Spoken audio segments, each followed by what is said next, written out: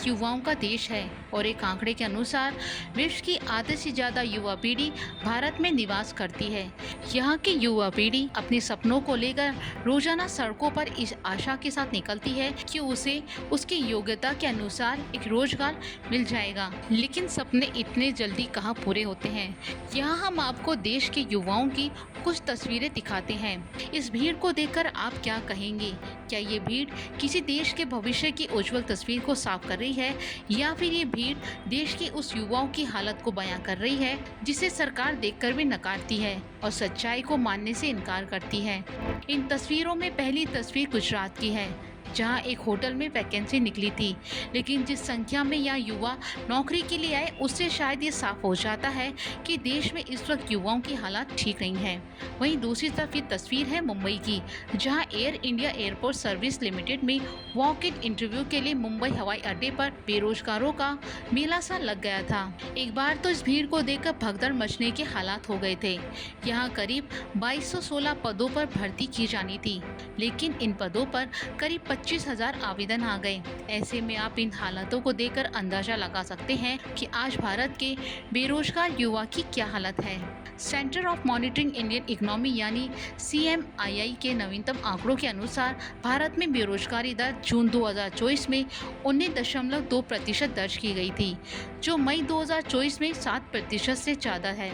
वहीं CMII के उपभोक्ता पिरामिड घरेलू सर्वेक्षण से पता चलता है कि जून 2024 में महिलाओं में बेरोजगारी राष्ट्रीय औसत से ज़्यादा 18% तक पहुंच गई है। ये पिछले साल 15.1% दर्ज की गई थी।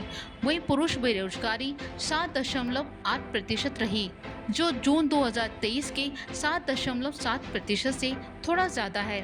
लोकसभा चुनाव के दौरान केंद्र की मोदी सरकार ने बेरोजगार युवाओं को रोजगार देने के कई वादे किए, लेकिन लगता है कि कहीं ये वादे बनकर ही ना रह जाए, क्योंकि इस वक्त रोजगार को लेकर जो तस्वीरें सामने आ रही हैं वो बेहद उदास कर देने वाली हैं।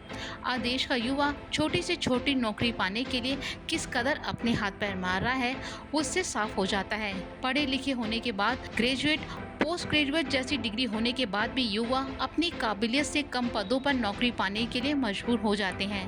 प्राइवेट सेक्टर में तो अक्सर हालात ऐसे ही देखने को मिलते हैं। रही सरकारी नौकरी की तो वो तो दूर की बात हो गई है, उसके सपने तो शायद यहाँ के युवाओं ने देखना ही छोड़ दिया है, क्योंकि अगर कोई सरकारी वैकेंसी निकलती है तो वो या तो पेपर माफियाओं के भेंट चढ़ जाती है या फिर सरकार बदलने के साथ वो कागजों में सिमट कर रह जाती है, और कुछ गुंजाइश रह भी जाती है तो वो कॉन्ट्रैक्ट बेस पर भर दी जाती है, जो कुछ सालों के लिए होती है। ऐसे में बेरोजगार युवा वहीं रह जाता है जहां से उसने शुरुआत की थी। महाराष्ट्र सरकार ने बेरोजगारों की तकलीफ को देखते हुए लाडली बहन योजना के तर्ज पर लाडली भाई योजना का ऐलान किया है। इस योजना के तहत 12वीं पास विद्यार्थियों को 6,000 रुपए, डिप्लोमा धारकों को 8,000 रुपए और ग्रेजुएट की डिग्री प्राप्त कर चुके विद्यार्थियों को हर महीने 10,000 रुपए दिए जाएंगे। इस योजना के बाद ये अनुमान लगाना कठिन है कि ये बेरोजगार को सहारा देगी या उन्हें आलसी बना देगी।